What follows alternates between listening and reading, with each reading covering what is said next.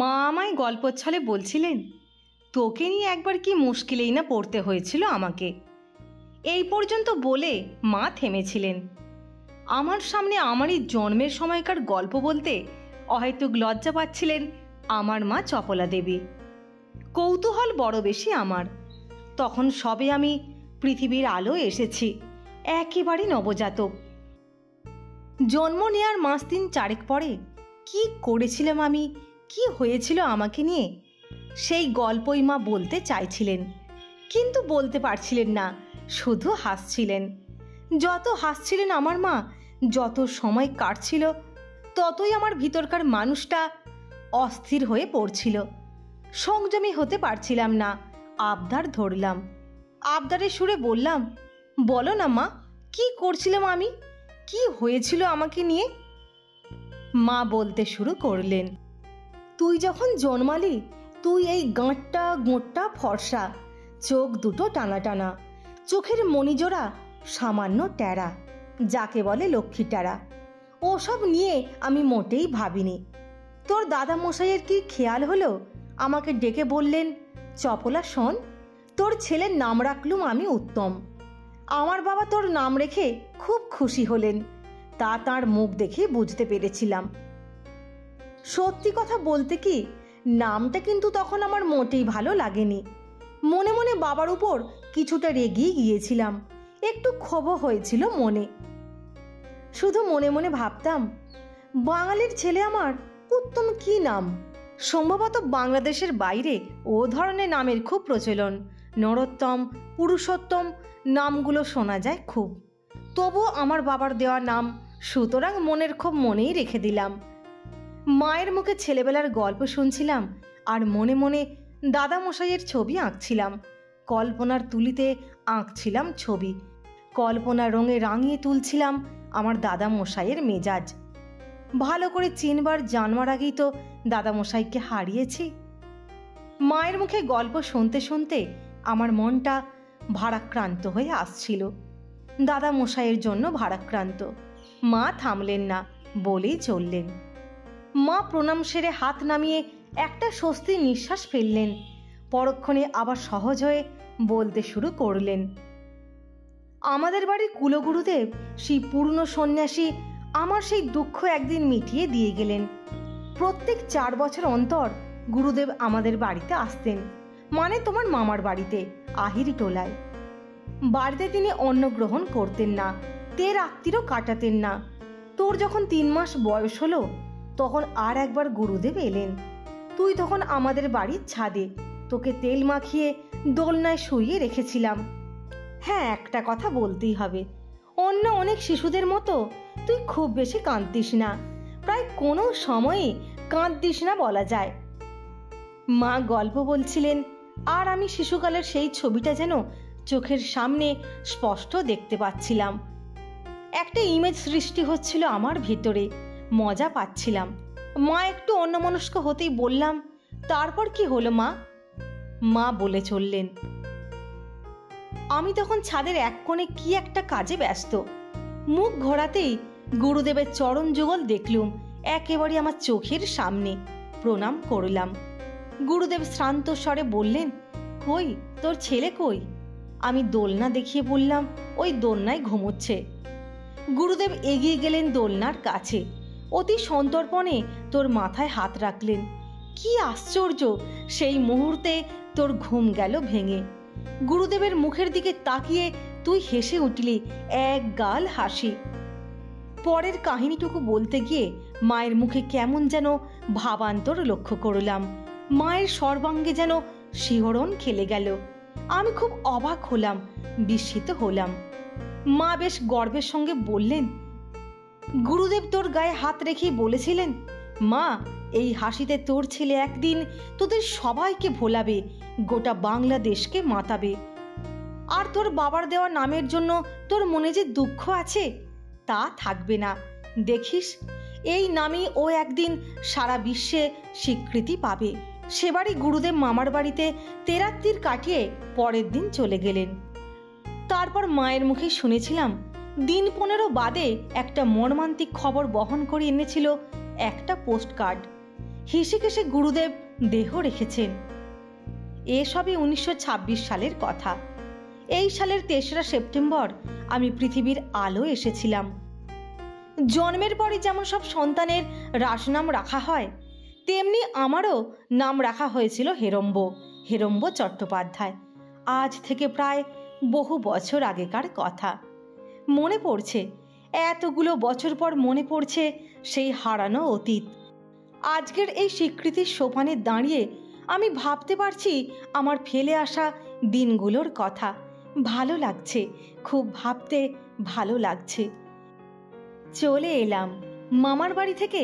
আমরা চলে এলাম এক জায়গা থেকে আর এক নতুন জায়গায়, উত্তর থেকে দক্ষিণে।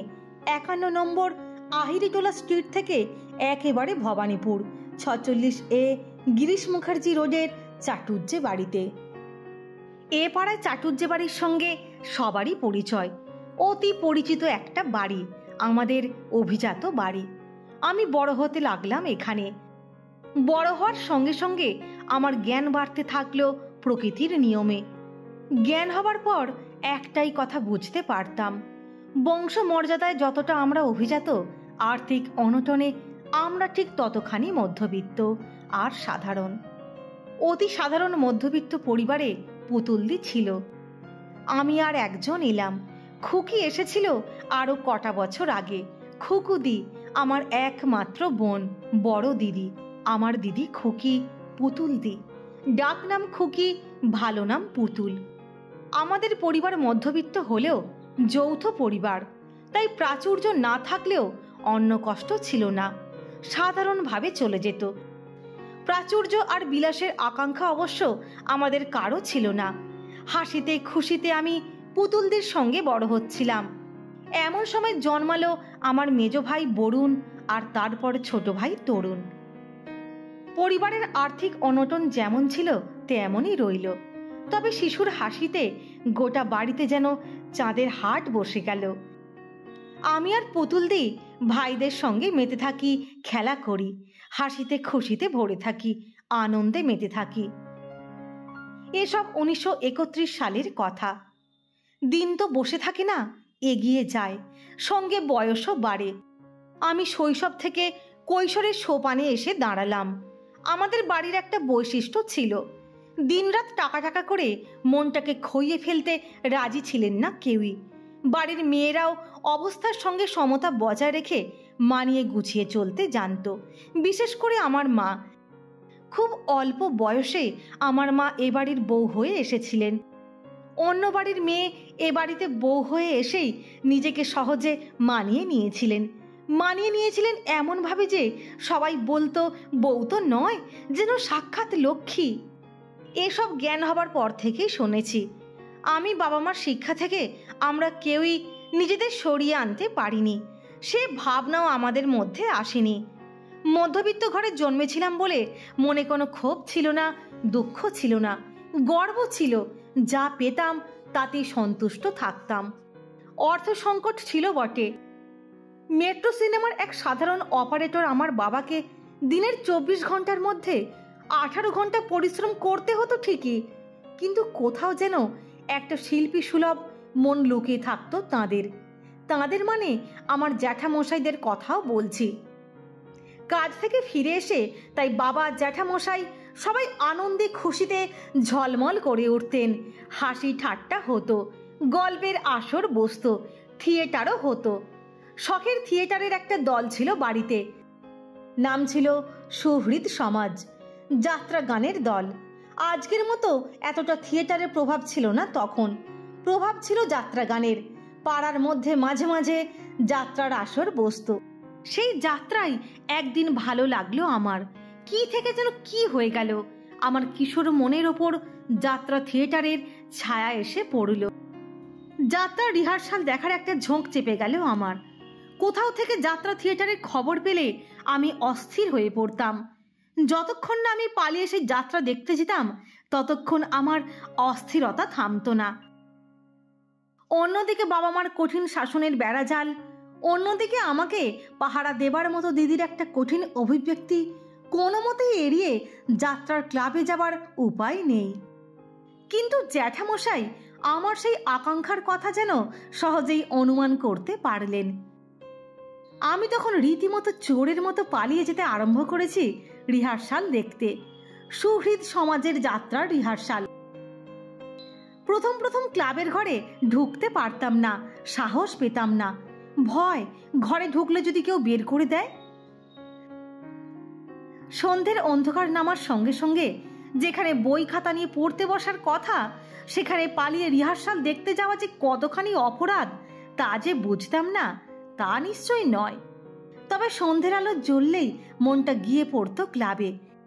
এদিকে ওদিকে দৃষ্টি ফেলে দেখতাম আশেপাশে কেউ আছে কিনা, কেউ আমাদের দেখছে কিনা। যদি দেখতাম কেউ নেই, মনকে শক্ত করে পা টিপে টিপে বেরিয়ে আসতাম বাড়ি থেকে, চলে আসতাম সোজা ক্লাব ঘরের জানালার ধারে। একটা সান্ত্বনা ছিল ধরা পড়লে বকুনি শুনতে হবে। সে তো সামান্য বকুনি মাত্র, মারধর তো আর খেতে হবে না।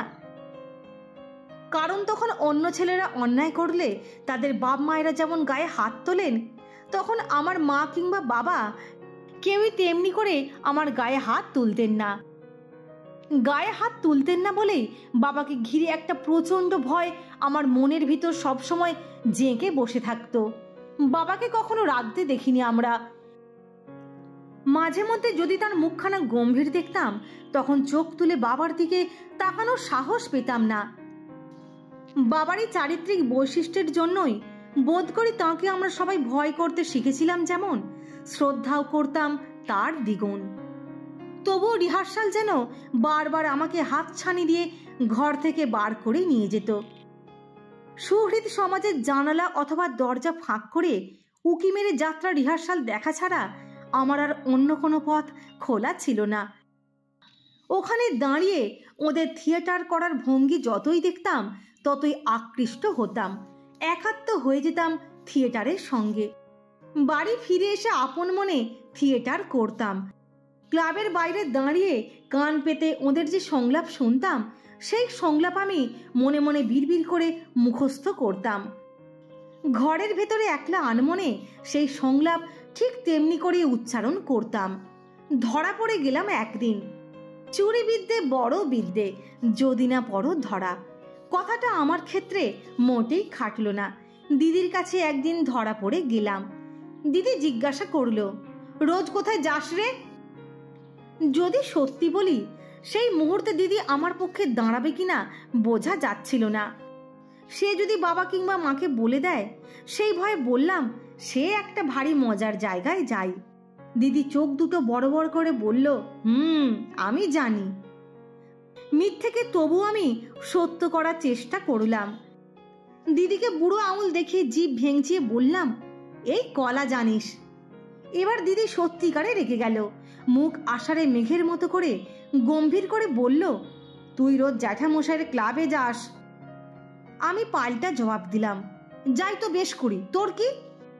কথাটা রাগের সুরেই বলে নিজেরই খারাপ লাগতে লাগলো। দিদি মুখ কাঁচুমাচু করে ঘর থেকে বেরিয়ে গেল। এমনভাবে চলে গেল যে মনে হলো সে আমার ব্যবহারে ক্ষুণ্ণ হয়েছে। আমি নিজেকে সহজ করে নিলাম। নিতান্ত অপরাধের মতো এগিয়ে গেলাম। সোজা গেলাম দিদির কাছে। বললাম, দিদি রাগ করলি? আর কখনো তোর মুখে মুখে তর্ক করব না। দিদি একটু খুশি হলো। আবার আগের মতোই হাসতে হাসতে সহজ করে জিজ্ঞাসা করলো, ওখানে যাস কেন রে? উত্তর দিলাম, যাত্রা শিখতে। মনে আছে, বেশ মনে আছে। দিদিকে দলে টানার জন্য তাকে আবদারের সুরেই বলেছিলাম, আমি ওদের মতো থিয়েটার করব দিদি, তুই বাবা মাকে বলবি না তো? পুতুলদি কথাটা তক্ষুনি মেনে নিল। হাসতে হাসতে বলল, আচ্ছা বলবো না। দিদির কথায় আমার উৎসাহ যেন দ্বিগুণ বাড়ল। খুশিতে আমি যেন আটখানা হয়ে গেলাম। উচ্ছ্বাসের বশবর্তী হয়ে দিদিকে বললাম, দেখবি আমি কেমন থিয়েটার শিখেছি। বলেই অভিনয় শুরু করে দিলাম। আমি অঙ্গভঙ্গি যতটা না করি তার চাইতে সংলাপ বলি ভালো, এসব আমার স্পষ্ট মনে আছে। দিদি দেখছিল। দেখতে দেখতে হঠাৎ খিলখিল করে হেসে উঠল। দিদির এই হাসি অহেতুক বলে মনে হলো আমার। মেজাজটা সেই মুহূর্তে আবার গরম হয়ে গেল। আমি উত্তেজিত হলাম। দিদির হাসির কিন্তু তারতম্য হলো না। বলল, ধুত, তোর হচ্ছে না। যাত্রা কি কেউ এক জায়গায় দাঁড়িয়ে করে বুঝি? যাত্রা করতে হয় ঘুরে ঘুরে, বুঝলি হাঁদারাম? দিদি বার কতক জ্যাঠামশাইয়ের যাত্রা দেখেছিল, কাজে দিদির কথাটাই আমাকে ভাবিয়ে তুলল। সে যে মিথ্যে বলছে না তা মনে হলো। আবার নিজেকে সহজ করলাম, একেবারে ভালো মানুষের মতো নিজেকে সংযত করে দিদির কথাটা মেনে নিলাম। এর দিন কতক পর আবার ধরা পড়ে গেলাম সুহৃদ সমাজের বাইরে। একেবারে জ্যাঠামশাইয়ের চোখে ধরা পড়লাম। ধরা পড়ে ভীষণ ভয় করছিল যদি জ্যাঠামশাই আমাকে তিরস্কার করেন। কিন্তু হলো তার ঠিক উল্টো। তিনি আমার মাথায় হাত রেখে সস্নেহে বললেন, কি রে, বাইরে দাঁড়িয়ে আছিস কেন? থিয়েটার শিখতে চাস বুঝি? জ্যাঠামশাই যে কথাটা অত সহজ করে বলবেন তা বুঝতে পারিনি। মাথা চুলকাতে থাকলাম। তারপর চট করে বলেই ফেললাম, হ্যাঁ। আয় আয় বলে তিনি আমাকে ভেতরে যাবার অনুমতি দিলেন। জ্যাঠামশাইকে আমি জানতাম, ভালো করে জানতাম কেমন মানুষ তিনি। সাদা মন তাঁর, নিতান্ত পরিষ্কার মনের মানুষ। কারো মধ্যে সংস্কৃতিবোধ আছে জানতে পারলে তিনি তাকে ভালোবাসতেন, উৎসাহ দিতেন। অত্যন্ত আমোদে মানুষ ছিলেন আমার জ্যাঠামশাই। তিনি বলতেন, দুঃখ কষ্ট তো আছে, যতক্ষণ আমোদে আহ্লাদে থাকা যায় ততই ভালো। জ্যাঠামশাইয়ের কাছ থেকে ক্লাব ঘরে ঢোকার অনুমতি পেয়ে সেদিন একরাশ আনন্দে ভরে গিয়েছিলাম। খুশিতে টলমল করে উঠেছিলাম। কথাটা গিয়ে বললাম দিদিকে। আমার আশা পূর্ণ হয়েছে জেনে দিদিও খুশি হলো। সে যেন আমার যাত্রা শেখার একটা আনন্দ খুঁজে পেল। চোখ পাকিয়ে মুখ ঘুরিয়ে বলল, তুই যাত্রা করবি? বেশ মজা হবে না রে? সেদিন আমরা দুজনে মহা খুশি। তারপর একটা একটা করে দিন কাটছিল। আমিও বাবা মায়ের দৃষ্টি এড়িয়ে যাত্রার ক্লাবে যাচ্ছিলাম নিয়মিত। ঈশ্বরের খেয়াল বোঝা ভার। তিনি আমাদের যেমন করে চালান আমরা তেমনি করেই চলি। তাঁর বিধান এড়িয়ে চলবার ক্ষমতা কোথায় পাব? মৃত্যু মহান, মৃত্যু সুন্দর, আবার সেই মৃত্যুকে বড় ভয়ঙ্কর বলতে ইচ্ছে করে। অবচেতন মনে হয়তো বলিও, অকাল মৃত্যুকে ভয়ঙ্কর ছাড়া আর কি বলবো। সেই কৈশোরেই মৃত্যুর এক ভয়ঙ্কর রূপ আমি দেখেছিলাম। সেই অস্বাভাবিক মৃত্যুর ছবি আমি আজও মাঝে মাঝে স্পষ্ট দেখতে পাই। পুতুলদির আকস্মিক হারিয়ে যাওয়া আমার অন্তরের অন্তঃস্থলে একটা দগদগে ক্ষত রেখে গিয়েছে, একটা যন্ত্রণা। দিদিকে অকালে হারানোর যন্ত্রণা আজও মাঝে মাঝে আমাকে কাতর করে তোলে। একদিন ঘরে ফিরে এসে স্বাভাবিক স্বরে দিদিকে ডাকলাম, দিদি, দিদি, এই পুতুলদি। অন্য দিনের মতো দিদি ডাক শুনলে না, চট করে ছুটে এলো না সে। ভাবলাম দিদি হয়তো বাড়িতে নেই, বেড়াতে গেছে বোধহয় কারোর সঙ্গে। ভীষণ রাগ হলো, অভিমানী হয়ে উঠল মনটা। প্রতিজ্ঞা করলাম দিদি ফিরে আসার আগেই ঘুমিয়ে পড়ব, ডাকলেও কথা বলবো না। দেখলাম মা নিচে আসছেন। মায়ের মুখের দিকে তাকিয়ে অবাক হলাম, ভয়ও পেলাম। গম্ভীর মুখ। এগিয়ে গেলাম মায়ের কাছে, আঁচলটা ধরে বললাম, দিদি কোথায় মা? কণ্ঠস্বর উঁচু করে কথাটা জিজ্ঞাসা করেছিলাম। মা একটা আঙুলে ঠোঁট চাপা দিয়ে ইশারা করে বললেন, চুপ করো, তোমার দিদি ও ঘরে শুয়ে আছে, জ্বর, টাইফয়েড। আমার বুকের ভিতরটা সেই মুহূর্তে কেঁদে উঠল। আস্তে আস্তে দিদির ঘরের দিকে এগিয়ে গেলাম। নিথর নিস্তব্ধ গোটা বাড়িটা, সবাই কেমন যেন ভারাক্রান্ত। ডাক্তারবাবু মুখ গম্ভীর করে আমার পাশ দিয়ে বেরিয়ে গেলেন। মনটা তখন অস্থির। দিদির কথাই তখন ভাবছিলাম। দিদি শুয়ে আছে, আমি দরজার কাছে দাঁড়িয়ে দেখতে পাচ্ছিলাম। একদিনের জ্বরেই ক্ষীণ হয়ে গেছে পুতুলদি। মাঝে মাঝে তাকাচ্ছে এদিক ওদিক, নিস্তেজ দৃষ্টি। ফ্যাকাশে হয়ে গেছে মুখটা, ফর্সা শরীরটা ফ্যাকাশে বিবর্ণ হয়ে গেছে, যেন কত রক্ত শূন্য। দরজার কাছে দাঁড়িয়ে দিদিকে দেখছিলাম আর আমার কান্না পাচ্ছিল। ভাবলাম ওর কাছে যাই, কাছে গিয়ে জিজ্ঞাসা করি, এমন হলো কেন রে তোর? দিদি আমাকে দুর্বল একখানা হাত তুলে ডাকলো। কাছে গেলাম। দিদি আস্তে আস্তে বলল, কাউকে বলিনি তুই যাত্রা শিখছিস, যাত্রা শেখ, বেশ মজা হবে। আমি ভালো হয়ে উঠলে কেমন শিখলি দেখাবি, কেমন? আমার বুকের মধ্যে হু হু করে উঠল। আমি ওর ঘরের বাইরে এসে বসলাম। একরাশ ভাবনার মধ্যে ডুবে গেলাম। পুতুলদির জ্বর নিয়ে ভাবনা।